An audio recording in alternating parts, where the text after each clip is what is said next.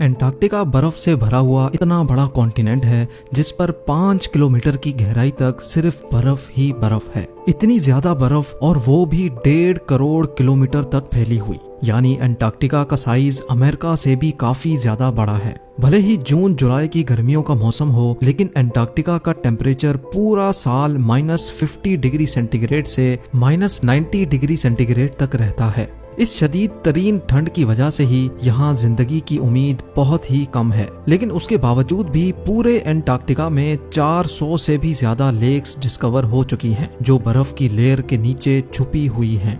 GeM TV के videos में एक बार फिर से खुशामदीद। नाजरीन, एंटार्क्टिका में ना ही कोई टाइम जोन फॉलो होता है और ना ही यहाँ किसी कंट्री का कब्जा है। हत्ता के पूरे एंटार्क्टिका में सिर्फ 2 ATM मशीन्स लगी हुई हैं। कई लोगों का मानना है कि एंटार्क्टिका की बर्फ के नीचे कई राज पोशीदा हैं। कुछ का तो ये भी मानना है कि बर्फ से ढके हुए इस मिस्टीरियस कॉन्टिनेंट के नीचे एक अलग ही दुनिया बसती है जहां एलियंस का राज है।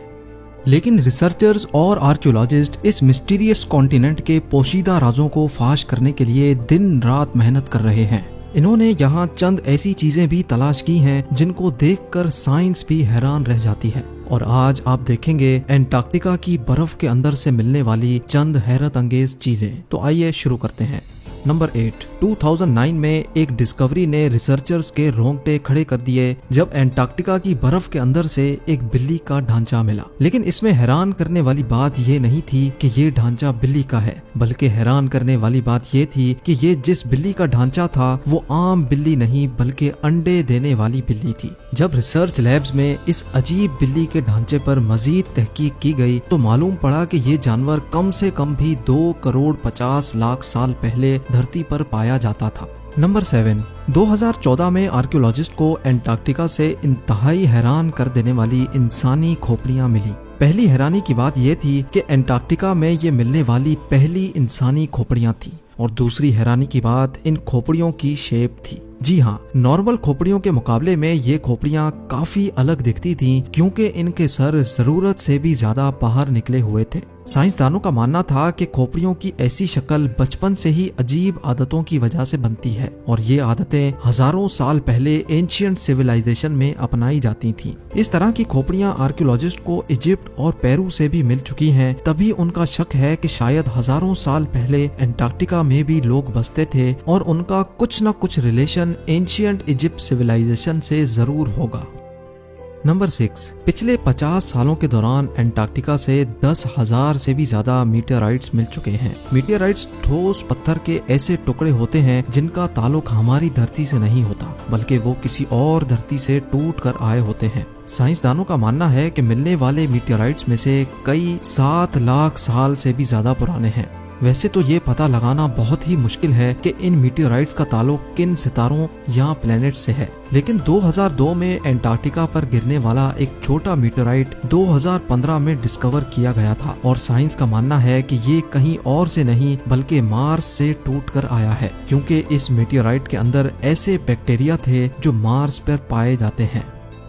नंबर 5। एंटार्क्टिका में बर्फ की गहराई 5 किलोमीटर डीप है, और ये पूरा कॉन्टिनेंट अमेरिका से भी बहुत बड़ा है। लेकिन साइंसदानों को यहाँ से कुछ ऐसे सबूत मिले हैं जिनको देखकर ये अंदाजा लगाया जाता है कि लाखों साल पहले ये जगह रहने के काबिल हुआ करती थी। जी हाँ, 1980 से कई आर्कियोलॉजिस्ट को यहाँ से डायनासोर्स, मोजासोर्स और प्लेजियोसोर्स के ढांचे मिल चुके हैं। इन ढांचों की साइज 36 फीट बताई जाती है, जो तकरीबन एक ट्रिपल स्टोरी बिल्डिंग के बराबर बनती है। जब हड्डियों के इन ढांचों पर मजीद तहकीक की गई तो मालूम पड़ा कि ये कम से कम भी 70 लाख साल पुराने हैं। तभी ये अंदाजा लगाया जाता है कि 70 लाख साल पहले तक एंटार्क्टिका का टेम्परेचर रहने के काबिल था, और शायद तब ये पहाड़ गहरी बर्फ से नहीं बल्कि ग्रीनरी से ढके होते होंगे।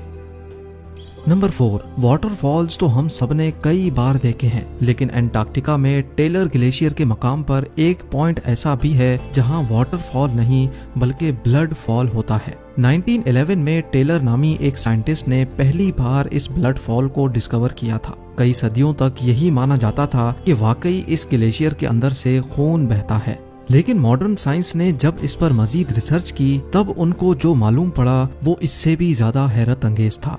जी हाँ, मालूम पड़ा कि इस ग्लेशियर के नीचे एक बहुत बड़ा पानी का डैम है, लेकिन इसमें मौजूद पानी की खास बात यह है कि इसमें सी वाटर से भी 3 टाइम्स ज्यादा सॉल्ट है, जिसकी वजह से ये फ्रीज नहीं होता। साथ साथ इस पानी में पहाड़ों से निकलने वाला आयरन भी मौजूद है। किसी एक पॉइंट से जब ये पानी ग्लेशियर से बाहर निकलने की करता है तो हवा में मौजूद ऑक्सीजन पानी के आयरन से मिक्स होकर आयरन ऑक्साइड बन जाता है और उसका कलर रेड हो जाता है, और इसी वजह से हमें ये पानी रेड कलर का दिखता है।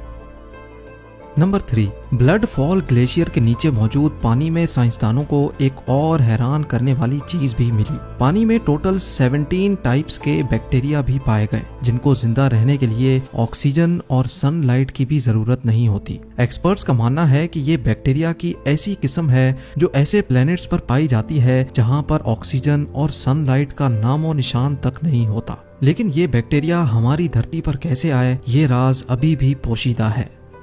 नंबर 2, हालांकि पूरा एंटार्क्टिका बर्फ से भरा हुआ कॉन्टिनेंट है, ये देखकर सबको यही लगेगा कि यहाँ पानी की कमी होना मुमकिन नहीं है। लेकिन आपको ये जानकर हैरत होगी कि हमारी धरती पर अगर कोई सबसे ज्यादा खुश्क यानी ड्राई जगह है तो वो भी एंटार्क्टिका में ही मौजूद है।